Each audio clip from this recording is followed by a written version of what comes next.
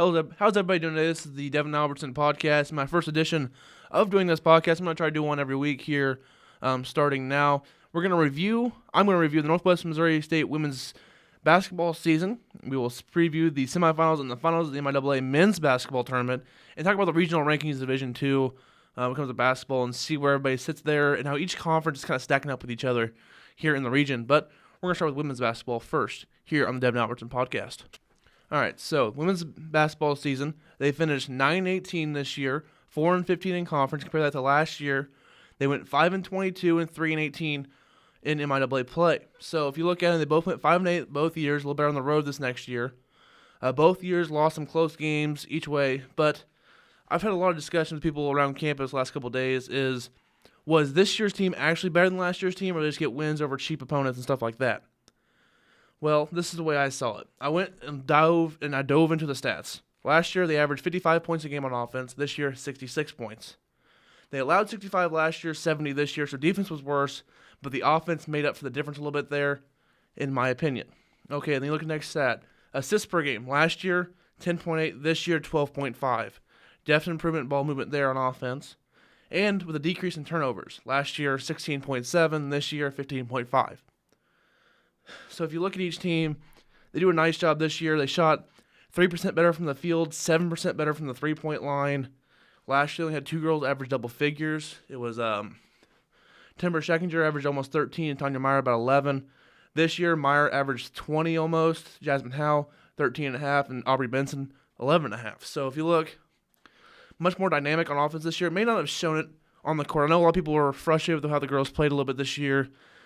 But, I see the talent in the court. I think a lot of the people do see the talent there. It just didn't materialize. They weren't consistent enough. That's the thing I took out of this year. The consistency. They'd come in one quarter, they'd play great. They'd be playing with Pittsburgh State or Emporia or some team like that. And the next quarter, nothing. They just need to improve that consistency. If you look at this year, they had Tanya Meyer, second team All-MIAA, Jasmine Howe. She was an honorable mention. So they're really going to miss Jasmine next year. I'm not going to lie. Next year they're gonna have to replace her some way, somehow.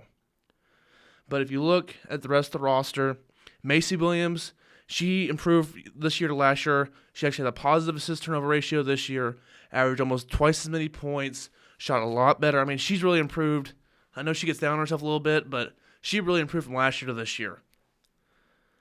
Another girl you look at, Aubrey Benson, she made an extreme improvement. I hope she comes back next year. I hope she plays well next year, because I think she's one of the more athletic guards in the conference. I think she'll be really good next year. Of course, Tanya Meyer, you can't say anything really bad about Tanya. She played really well this year.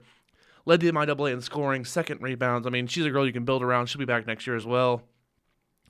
You look at Mallory McAndrews, sophomore off the bench. She's a great shooter. I think Northwest can do a lot with her next year. With also a good recruiting class coming in out of high school. I don't know how many girls we're going to play next year from that recruiting class, but we'll see. From what I've seen from those high school girls, there's a couple of them are good shooters, so that'll be interesting. I think it'll be more consistent as a team next year. That's just the biggest thing. You come in halftime down by 2 to UCL in that final game, and all of a sudden they're down by 20 in the third quarter. You just can't have that. You got to be more consistent.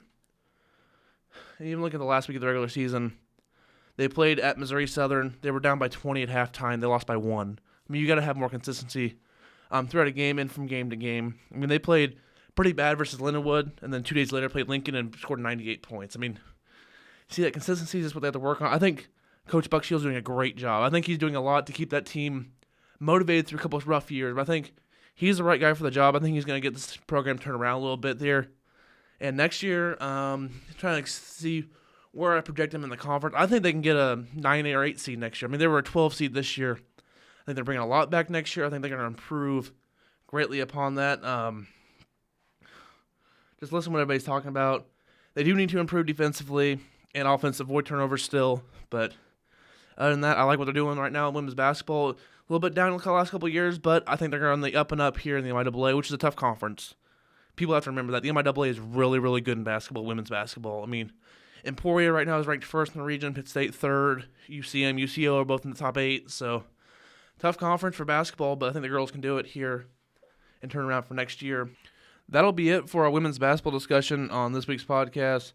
As always, follow me on Twitter at Devin Albertson. I'll be tweeting out stuff from Northwest to other national sporting stories. I'll probably do some more national stories and other podcasts this week. A lot of Bearcat stuff in Division II basketball. And, of course, also follow us, X106 on Twitter, at X106_sports. We tweet out Bearcat sports updates, some national story stuff. Just follow us on Twitter there. We have the show every Friday from 2 to 4 on X106 and KWT Channel 8, the local TV station here. And follow us on Twitter. We have our show every Friday 2 to 4, but not this week due to baseball game, so we will not have our show this week. We will be back on there next week. And then, of course, follow my morning sports show I do with Luke Sanders and Jordan Riley from 9 to 10 a.m. on Fridays on 106.7 in Friday Take. The Twitter account is at X106 Friday Take, so follow us there. Get all your updates there through that account. And, of course, now we will move on to the semifinals and finals of the MIAA men's basketball tournament. All right, so for the MIAA men's tournament, look at the first part of the semifinal will be Friday at noon. It will be University of Nebraska-Kearney playing University of Central Missouri. It's the 3-2 there on that side of the bracket. Kearney defeated Washburn by 6 to get to this point, and UCM defeated Central Oklahoma by 5. So two close games over there in the semifinal in that side. And just looking at these two teams, I didn't get to see Central Missouri play when they came to Maryville. I missed that game. I was doing homework and stuff on campus, but they got the 2 seed this year. Very diverse team. They played really well today versus UCO. Just looking, they played a really good second half. They were actually down by 1 at halftime and ended up with a 5-point win there down in Kansas City. Leading scorer last night, or tonight I guess, was DJ Richardson, and then Spencer Reeves I think is their best player. He only had 13 though, with 5 assists. They're a team that's I watched them play today versus UCO. They're really long and athletic down inside, and they're kind of fun to watch. They couldn't pull away from UCO. I thought they were the better team all day against the Broncos. They just couldn't pull away there. And then the other game that happened was Nebraska-Kearney versus Washburn. And this game, I picked the upset before the tournament started. I put the bracket out on my Twitter at Devin Albertson. And I had Washburn going all the way to the MIAA championship game. That did not happen, of course. They lost by 6, were outscored by 7 in the second half. Again, Washburn up 1 at halftime, just couldn't quite hold on for the win. I really like watching Washburn play. I like really watch Brady Skeens. 19 points, 10 boards. He only had 1 block. They used him as a leader in blocks coming into this game. Washburn just couldn't hit shots late. That's what did him in this game versus Nebraska-Kearney. But if you look at Nebraska-Kearney, there's a really well-coached team. And speaking of coaches, I don't want to forget this. Bob Chipman for Washburn, 38 years, over 800 wins as a coach there at Washburn. This was his last game. He's retiring now. So a quick shout-out to him. He did a great job over the MIAA over the years. And I know Coach Mack for Northwest, he talked about how Coach Chipman really welcomed him into the league whenever Coach Mack first started coaching at Northwest. So a quick shout-out to him for him retiring there. And then, of course, Kearney. McKay was their leading scorer. He had 22, but I really like watching Ty Danielson and Trey Landsman play for them. Landsman didn't have a very good game versus Washburn because Washburn had Brady Skeens, but they're fun guys to watch. And I think Nebraska-Kearney is going to beat UCM tomorrow and advance to the MIAA championship game. I guess their games are on Saturday. Not tomorrow. Tomorrow is the women's side of the bracket, so there's that. But I think on Saturday they'll play at noon. I like Kearney to actually squeak by Central Missouri there. I don't know if they've played yet this year. I'm going to look that up while I'm here talking to you guys. But if you look at the two teams, I don't know. I know UCM finished a game ahead of them in the standings, but they're both right on the outside looking in for usually regionals I'll talk about here in a minute. But both these teams are just solid programs. And at UCM, they made a national championship game a couple years ago and won it whenever Kim Anderson, the current coach of Missouri, was their head coach. So I know Central Missouri has a lot of talent. Northwest swept them this year, but they have a lot of talent down there. Trying to figure out, okay, so UCM actually beat Kearney on the road by 7, 77-72, back on January 7th. So that'd be interesting to see how they'll match up a second time here in the MIAA tournament. I just think Kearney, they're playing really well as of late. They've won quite a few games here going down the stretch versus okay opponents. I mean, they beat UCO, Northeastern, lost to UCO, beat Northeastern State, beat Fort Hays, lost to Southwest Baptist in the year. That was kind of an ugly loss for them, not going to lie.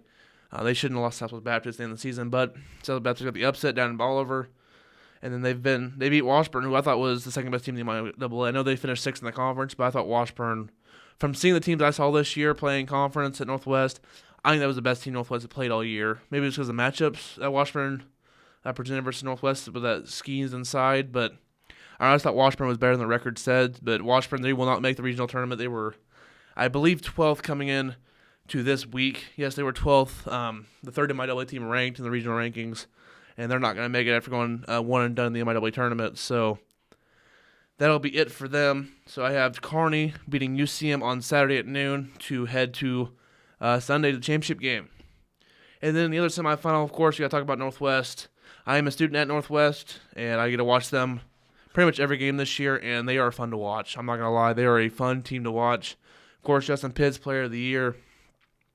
I was a little worried coming to Lincoln just because Lincoln had two really good scorers in Verdure and Jalen Smith, and they couldn't get a whole lot going today versus Northwest. They hit a couple late shots, that team did, kept it close. They made a nice comeback today versus Northwest, but couldn't get it at the end, so Northwest came away victorious in that one. And we're still waiting to see the other semifinal game, who's coming out of there. But right now, Northwest, they did defeat Lincoln 80-76. The other semifinal game, about 11.5 to go in that one. Southern's up 54-41. I assume Southern was going to win that game. So personally, Missouri Southern, if you're a Northwest fan, probably scares you a little bit because last time Northwest played Southern, they did a Northwest perfect season. Northwest 27-1. The one loss is to Southern. 17-point loss down in Joplin. Northwest did not shoot well. I mean, Endow usually a decent shooter from the outside. I think he went 0 for 6 from behind the arc in that game. But the way they're playing right now, Justin Pitts had 30 points today, and it looked pretty effortless. I mean, that kid's just insane. I can't put to words how good Justin Pitts is as a basketball player. I mean, he's just so good. Driving the lane, the little teardrop floater he has at the free throw line, just unstoppable. He was hitting from the outside today, and if he's hitting outside shots, you're not beating Northwest. You're just not going to. And also, if you try to cut off pitch, you have Snyder and Welty. Northwest just has way too many options for, I think, Missouri Southern to deal with the third time. And they played the first time. Northwest beat them 90-68. They lost by 17 the second time. So I think Northwest can take care of Missouri Southern. I'd be interested to see how they match up. I think Northwest will bring an extra energy when they play Missouri Southern this time. When I watched them play versus Missouri Southern, they just came out flat. Just really flat versus Missouri Southern. The energy wasn't there. The last 3 games, the energy has been there, especially from Devontae Mosby. That kid's just been flying around the court. He's fun to watch on the defensive end and getting offensive rebounds. I mean, he dives for every ball. I mean, he's pure energy on the court. It's fun to watch. So that's what I think. I think Northwest will play Nebraska Kearney for the MIAA championship game. And unfortunately for Kearney and the rest of the MIAA, I think Northwest is going to win that game and take the MIAA crown. And will result in a unfortunate situation for the MIAA, which I'll touch on our next topic. But I just really like Northwest against either one of these teams that have to match up next with either Fort Hays or Missouri Southern. Right now, it still looks like Southern. I think Northwest will get a revenge. If they did have to face Fort Hays, say Fort Hays makes a big comeback, Rob Davis, you got to stop him. He didn't do much in the first half versus Northwest. I called the game for X106. Follow us on Twitter at X106_sports. Until about halfway through the second half, and he hit like 6 straight threes. He's a kid who can just go off at any moment. So Northwest definitely has to keep him in check. And one thing for Northwest you got to keep an eye on here is they're a little bit short on depth right now because they're starting to guard Xavier Kurth. He has a little injury right now, so he's been out ever since the Southern game, I think. So 3 games now he's been out. So it'll be interesting to see how he'll play when he comes back. He didn't play tonight. Thanks to Isaiah Swan, the Northwest Missourian sports editor. He was down in Kansas City at the game. He tweeted out probably 15 minutes before game time. They saw warm-ups. Kurth was in street clothes, that he wouldn't be playing. So I think there's that. Northwest, I think they're going to win the MIAA championship in the regular season and in the postseason. So Northwest has been running away with this conference. I think they would have ran away with any team, any conference in the region. Maybe that's just me. I think they're just head and shoulders the best team in this region right now. If they don't win the region, it'll be a complete upset. So, 1 second, we'll get to the regional rankings. But, of course, follow me on Twitter at Devin Albertson. Also follow X106 at X106_sports and my morning sports show at X106 Friday Take. Show I do with Jordan Riley and Luke Sanders in the morning every Friday from 9 to 10 a.m. Weekend Sports Kickoff every Friday from 2 to 4 p.m. Also on KNWT Channel 8. All right, now it's time to talk about the regional rankings. They came out Wednesday, March 1st. Look at the Central Region, which Northwest is in. It's comprised of 3 conferences, the MIAA, the Northern Sun Conference, and the Great American Conference. So MIAA is in the middle. Northern Sun, of course, is the Dakotas, an Iowa school, a couple Minnesota schools up there. I think there might be a couple North Dakota schools as well. And then, of course, the GAC, there's Arkansas and Oklahoma schools down in there. And if you look at the regional rankings, Northwest Missouri State, number 1, MIAA school. Number 2, Southwest Minnesota State, that's a Northern Sun school. East Central's the 3 seed right now. They are a GAC school. They're playing actually right now in their tournament. They're up on Henderson State by almost 20 points there, but 2.5 to go. So they're going to get their first win in their conference tournament. And then if you look at the rest of the rankings, number 4, Arkansas Monticello. They're in the GAC. Number 5, the defending champions, Augustana from the Northern Sun. The 6th seed, Minnesota State Moorhead. They're from the Northern Sun. The 7th seed, Arkansas Tech. They're from the GAC. The 8th seed, Upper Iowa. They're from the Northern Sun. Northern State, the 9th seed. They're the first man out right now. They are in the Northern Sun. And, of course, the 10th seed is Southern Nazarene. They're from the GAC. And I looked at the complete rankings that they post at the very bottom of the page. 1 through 42 in this region. There's 42 teams. The way I looked at it, Nebraska Kearney came in at 11th from the MIAA, and Washburn came in 12th. And since Washburn lost tonight, they have virtually zero chance. And Nebraska Kearney, in all honesty, the best chance they have, the only chance they probably have, is to win the MIAA tournament. That's about them and Central's only chance, and Missouri Southern's. Because, see, Fort Hays in the MIAA, they're ranked 15th, 16th at Southern, 17th at Central Missouri.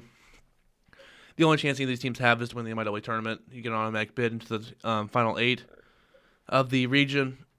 So the top 10, the way it goes down, there's 5 Northern Sun schools, 4 Great American Conference schools, and 1 MIAA school in Northwest, the 1 seed.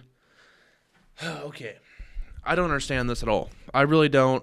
Trying to wrap my mind around why this is happening. Because I don't think the Northern Sun has 4 teams that are better than Kearney or Central Missouri. I think they're all pretty even.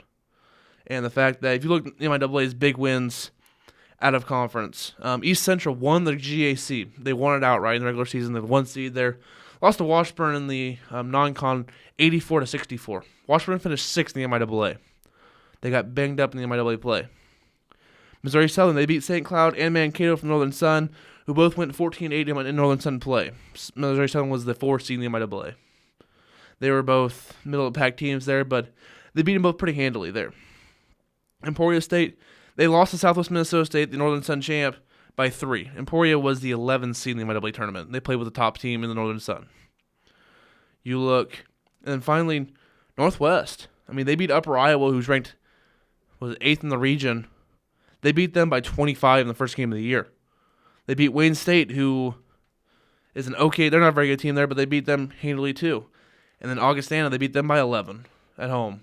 They were the defending champions. They just went to the semifinals of their own tournament. I mean, those are 3 quality wins there from Northwest. And people are like, well, Northwest beat everybody.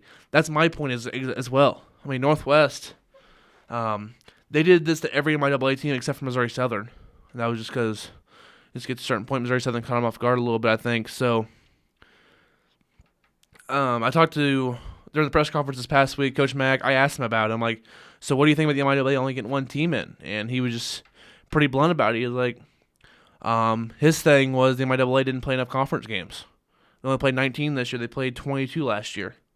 So you have games where teams you only play once, and it really hurts your strength of schedule. I mean, it really does if you have to play. If you look at Northwest's schedule as an example, I mean, they played teams they only played once: Central Oklahoma, Nebraska Kearney, Fort Hays, and Washburn. Those are all teams with above 500 records in MIAA play. They only played once. So if Northwest would have been on the bubble, they would have really hurt them. The teams that were bad, they only played once: Northeastern, Emporia, and Baptist. So, I mean, there was about even there, but you can't. I mean, it shakes so much for one way or the other. I mean, teams they played that were good, they played twice: Central Missouri, Missouri Southern, Lindenwood. So they played, of the 7 teams other than Northwest that finished above 500 record in the MIAA, Northwest only played 3 of them twice. So you have to go through that gauntlet. So it's kind of the thing where it helped Northwest, I think, this year because they can go 18-1, but it could have hurt them. They lost a couple of those games, and they needed to strengthen the schedule. to maybe host a regional. That really would have hurt them this year. And they had to play Lincoln twice, Missouri Western, and Pitt State twice. Western and Pitt both missed the MIAA tournament, so the way the MIAA does it, the top 14, there's 14 teams, the top 12 make it, so the bottom 2 teams don't. Northwest played the bottom 2 teams twice each. That would have killed their strength of schedule. They really would have needed it this year if they weren't viewed as by far the best team in the conference. I mean, honestly, Northwest has one loss. The second seed, Southwest Minnesota State, who won their conference tournament as well on Tuesday, they have 5. So Northwest is not going to lose the top seed there, in my opinion, no matter what happens this week, the next 2 games for the MIAA tournament. And so I think, unfortunately, the way this is looking out, someone will need to upset Northwest to get a second MIAA team in the top 8. That's what it's going to have to be. Kearney or Central Missouri or Southern is going to have to upset them. Because if you look right now, Southern, a little update on their game, they're in the MIAA. They're up by 13 with 7 to go. So looks like it's going to be Southern versus Northwest tomorrow. I'm pretty disappointed the way the regional rankings came out. And another thing, I didn't really think about this before I did the podcast, but after watching the MIAA games this week, and I want to go in that for a second on the quality of the MIAA feed today, was that the MIAA is not free of charge to watch their games online. It is for the GAC. It is for the Northern Sun. It is not for the MIAA. I think it's a $10 pass for, I know it is for the tournament. I'm not sure. I can't remember what it is for regular season. So if you're from the Northern Sun, you want to see Northwest play. Do you want to spend $10 to watch them play? 'Cause I really don't want to, and I'm a Northwest fan. I mean, I'm a Northwest guy. I go to Northwest. I don't want to spend $10 to watch them play online on a crappy feed.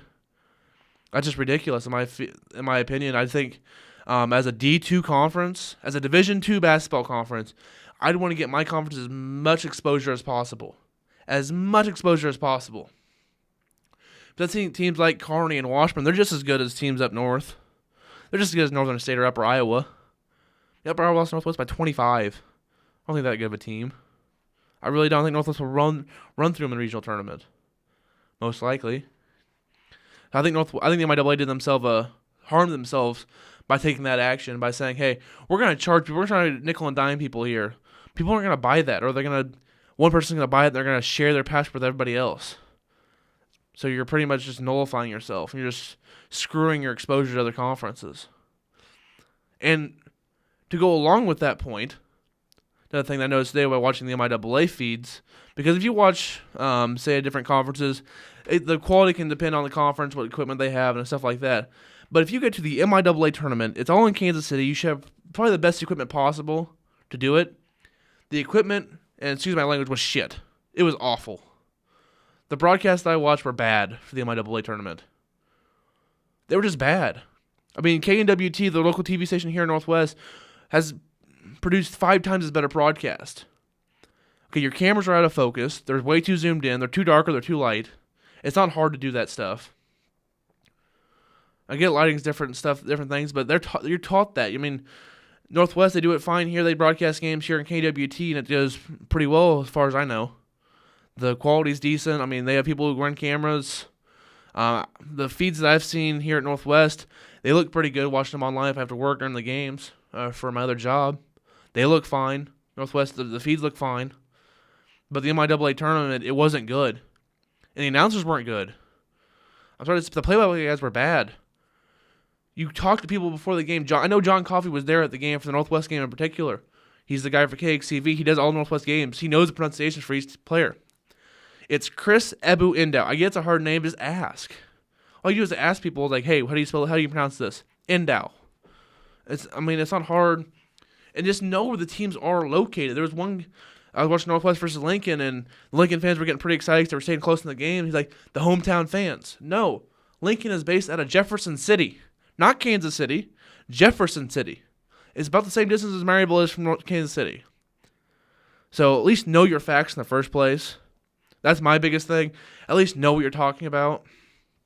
Because honestly, KNWT with Punch Up with X106 had a better broadcast than what the MIAA had last night. And guess what? Ours are free. We don't charge $10 to do it. Per person. Per subscriber. On a crappy feed that cuts in and out.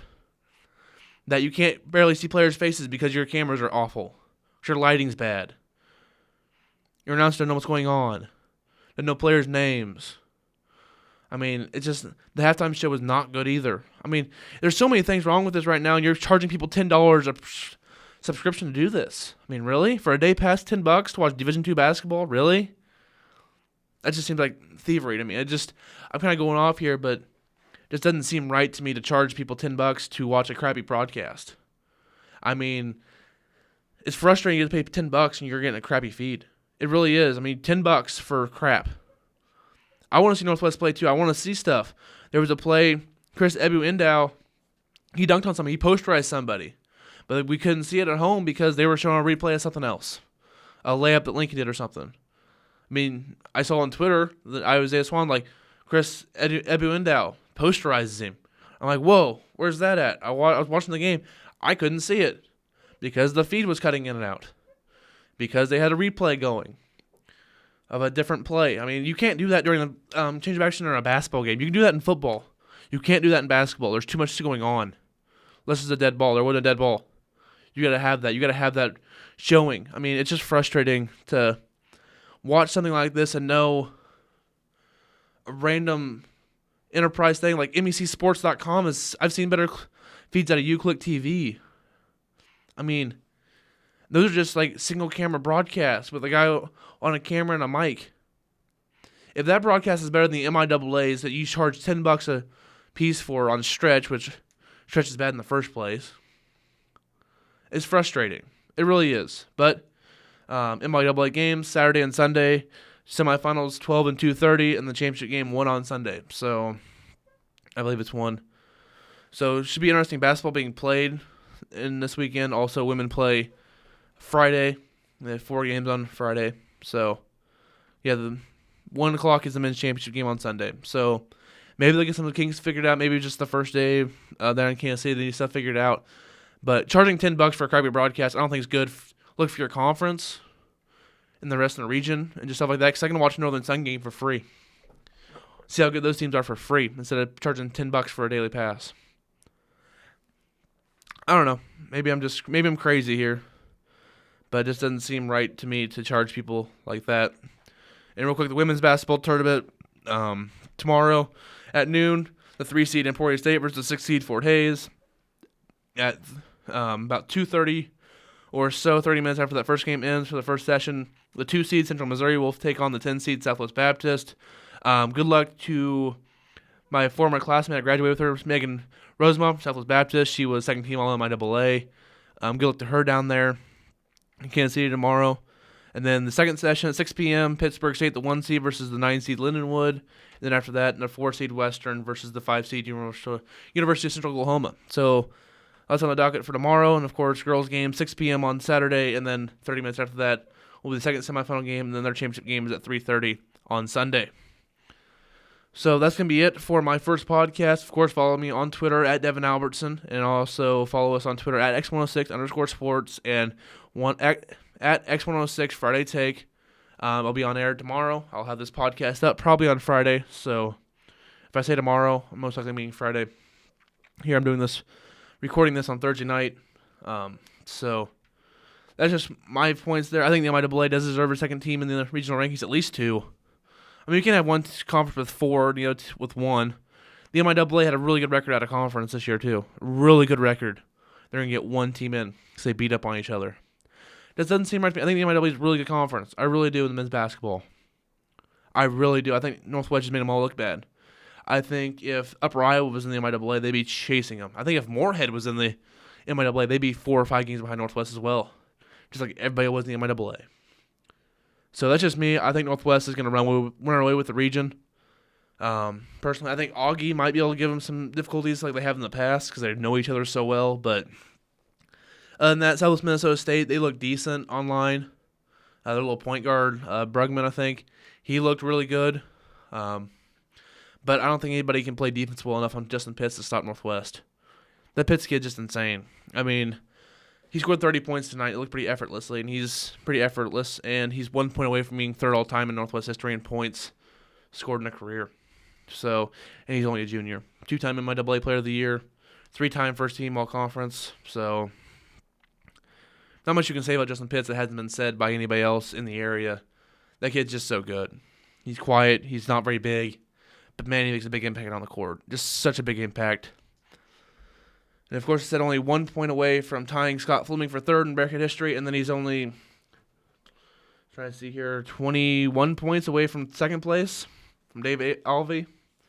So, I mean, right now he's on pace to become Northwest's all-time leading scorer by about the second round of the playoffs and regionals. So, definitely a candidate for Player of the Year in the entire Division II. So, that's it. So, in review of the podcast, women's basketball team progressed from year 1 to year 2 under Buck Shield. This is technically his first full year, but they progressed a lot over the past season, even though maybe didn't look so much on the court. You could definitely tell in the stats and how they made the MIAA tournament. That's a big one. They had 4 more wins. I mean, everything pointed to a better year, even though it looked bleak. Of course, semifinals will be Kearney versus UCM, it looks like right now, as well as Northwest versus Missouri Southern. As I check on that score real quick to see how that's going down in Kansas City, down the Municipal Auditorium, home of the UMKC Kangaroos. Yeah, 4.5 to go there. Southern's up by 10. So I assume Northwest will play Southern tomorrow, try to get some revenge for their only loss of the year. And that'll be it for my podcast here on the Devin Albertson Podcast on YouTube. So check me out next week. I'll probably be posting one every week here. That'll be it for me. Good night. Have a good day.